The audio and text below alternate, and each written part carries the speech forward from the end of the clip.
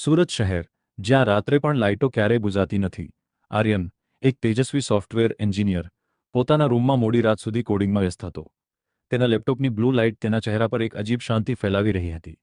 પણ તેને ખબર નહોતી કે આ શાંતિ એક મોટા તોફાન પહેલાંની છે. રાતના 12:15 વાગ્યા. અચાનક આર્યનના સ્માર્ટફોનની સ્ક્રીન ચમકી ઉઠી. એક અજાણ્યો નંબર 000000. આર્યનને લાગ્યું કે કોઈ સ્પેમ કોલ હશે, પણ હૃદયના કોઈ ખૂણે એક અજીબ ફાળ પડી. જેવો તેણે કોલ રિસીવ કર્યો, આખા રૂમનું તાપમાન અચાનક ઘટી ગયું.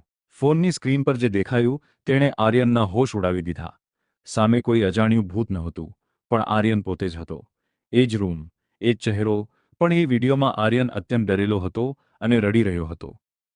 અને તેની પાછળ અંધારામાંથી બે કાળા હાથ તેની ગરદન તરફ વધી રહ્યા હતા.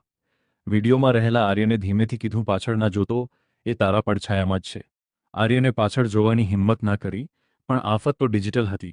બીજા દિવસે સવારે તેનું આખું સોશિયલ મીડિયા એકાઉન્ટ કોઈના કબજામાં હતું. હજારો લોકો લાઈવ જોઈ રહ્યા હતા કે આર્યન ઊંઘમાં છે અને કોઈ અદૃશ્ય શક્તિ તેના રૂમમાં ફરી રહી છે.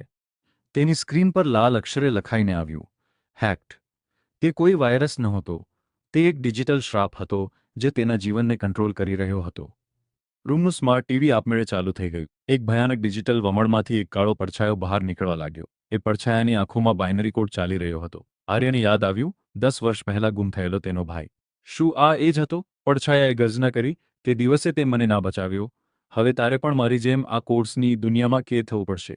આર્યન સમજી ગયો કે આ ડિજિટલ આત્માને માત્ર પ્રેમ અને યાદોથી જ હરાવી શકાય.